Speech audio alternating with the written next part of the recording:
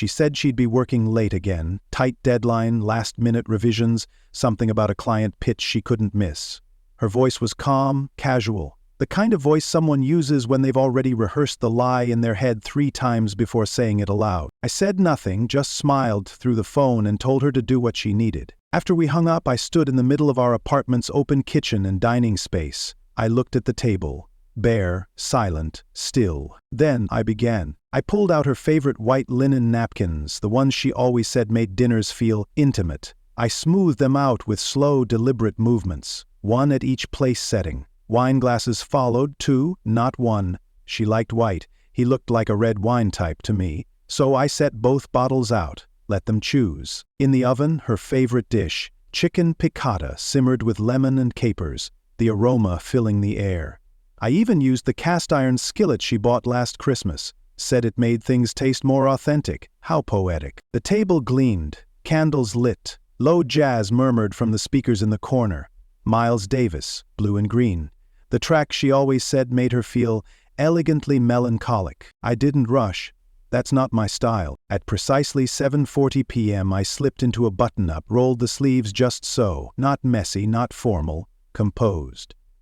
I stood in front of the mirror, adjusting the collar, calm. My heartbeat barely moved. The clock ticked like a metronome behind me. 8. 0 came and went. By 8:12 I heard the elevator hum to life down the hall. My hands were already steady on the bottle of wine, corkscrew poised. Laughter, hers unmistakably bright and performative, drifted through the door before the key even turned. Then the click. The handle shifted. The door opened, and there they were. She stepped in first, heels clicking on the hardwood, eyes scanning the room, mid-laugh, until they locked onto me. Still frozen, Chase came in just behind, a smirk on his lips that died the moment he saw the scene. Candles, wine, and me standing at the head of the table, pouring. "Since you're both here," I said, the wine glugging into the glass like punctuation, "might as well eat together. I made enough for 2. No raised voice, no accusation. Only dinner, honesty, and the slow unraveling of a lie, served warm." Elias Grant had never been the type to act on impulse. He believed in patterns, quiet repetitions that built up over time, like the tick of a metronome or the slow drip of a faucet. And lately, Kendra had become a pattern of her own.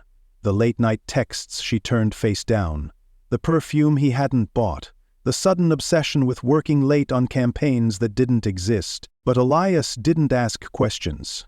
Not yet. He watched. On Monday she came home at midnight, said the client meeting had run long, that the team went out for a drink after. She said it with her heels already in hand, the hem of her skirt riding a little higher than usual, a faint smudge of something, lipstick maybe, on her collarbone. Elias looked up from his book, nodded and marked his page. On Tuesday she left her phone on the bathroom counter. He didn't touch it, didn't open it. But the name CD flashed once on the lock screen. Then again, then again. She emerged from the shower, toweled off, and scooped it up without a word. Elias smiled. He kissed her forehead. Let her think the mask was holding. By Thursday, the lie had become a structure, predictable and thinly veiled.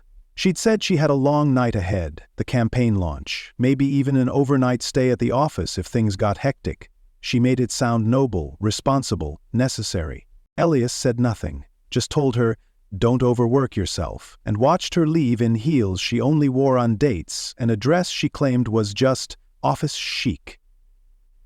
He waited until the door closed, then exhaled.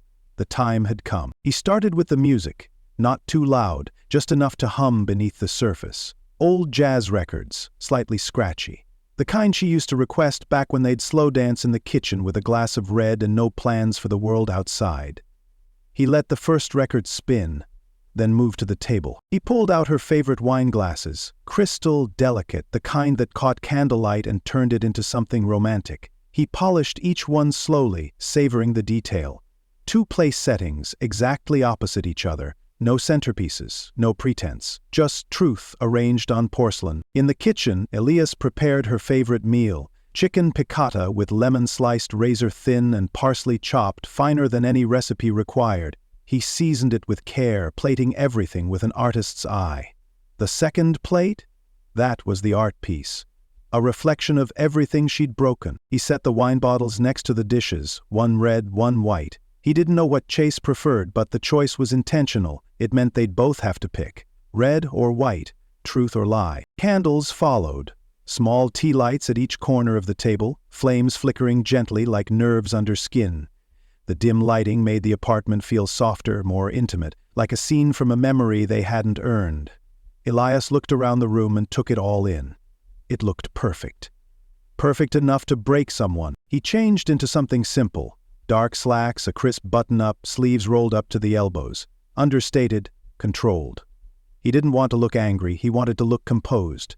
Like the man who already knew everything, because he did. Then, he waited. He didn't pace, didn't rehearse a speech.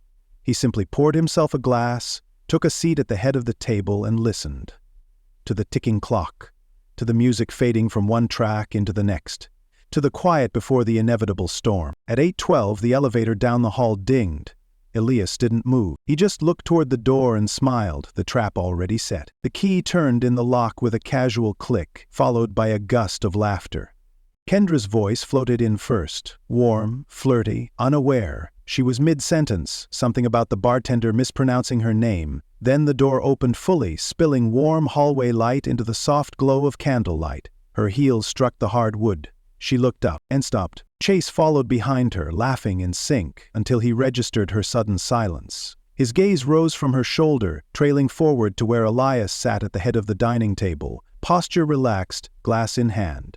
No one spoke. Kendra's breath hitched just once, barely audible, but Elias caught it.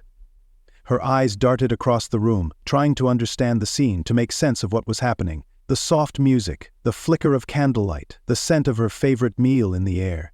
She had walked straight into something beautifully curated and entirely inescapable.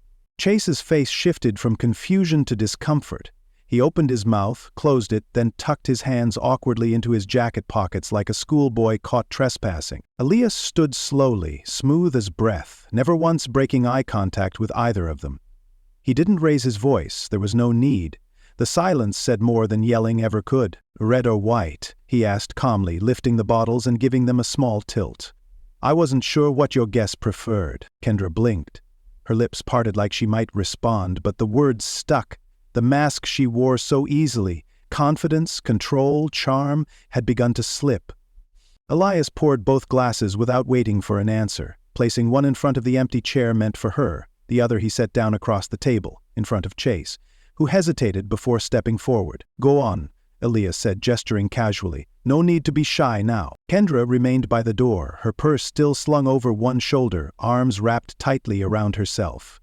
She looked smaller now, as if the room itself had begun closing in. Elias returned to his seat and folded his hands neatly in front of him. "I figured it would be rude to interrupt your evening," he said, voice like velvet laced with steel.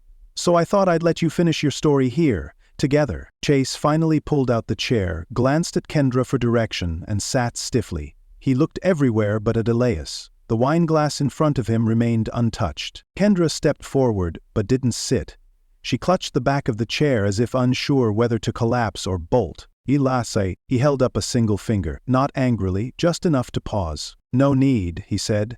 "You already said everything, the moment you walked through that door." Elias leaned back in his chair, calm as ever, while the candlelight cast long shadows across his face. The flicker highlighted the stillness in his eyes, a stillness far more terrifying than fury. Kendra finally lowered herself into the chair, mechanical and slow, as if her body didn't quite believe what her mind was registering.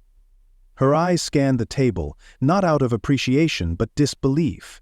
Every detail, from the napkin folds to the perfectly plated meal, was a mirror of their old anniversaries. Nights that once meant something. Now it all felt staged. But she knew better. It wasn't staged. It was engineered. Chase cleared his throat, a soft, cowardly sound. "Look, man, I didn't know she was..." Elias cut in, tone razor-sharp and oddly polite. "Didn't know she was what, Chase?" He tilted his head slightly. "Committed? Or just didn't care?" Chase's jaw tightened. He picked up the glass but didn't drink. Kendra, meanwhile, was staring at Elias like he was someone she'd never met before. "Why are you doing this?" she asked, her voice shaky, layered with a brittle smile she couldn't quite maintain. You could have just asked. Elias let out a soft, humorless chuckle, then set his wineglass down with a soft click. That's the thing, Kendra. I wasn't looking for answers. I was waiting for proof. And you handed it to me, gift-wrapped and punctual. He leaned forward slightly, voice low but steady. You didn't even text tonight. That's how sure you were that I wouldn't be here, that you had the story airtight. Her mouth opened again, but he raised a hand gently, commanding silence without ever needing to raise his voice. I spent weeks watching the shift, Elias continued, folding his napkin slowly on the table. The lies became predictable, the patterns effortless. I knew where it would lead, so I decided I wouldn't stop it. I'd let it arrive right here. He gestured toward the dinner with a smooth wave of his hand as if unveiling a painting. This, he said, is the end of the performance. You brought your understudy to the final act. Kendra winced, her composure cracking further. I didn't mean for this to happen, she said, too quickly. It wasn't supposed to be serious. Chase shifted in his seat, clearly regretting every decision that had led to this moment. He opened his mouth again but couldn't seem to summon anything useful. Elias didn't even look at him anymore. You know what the worst part is? Elias asked, locking eyes with Kendra. I didn't make this meal out of spite. I made it because I wanted one last memory, one honest moment. And even now, with everything exposed, you still can't tell the truth.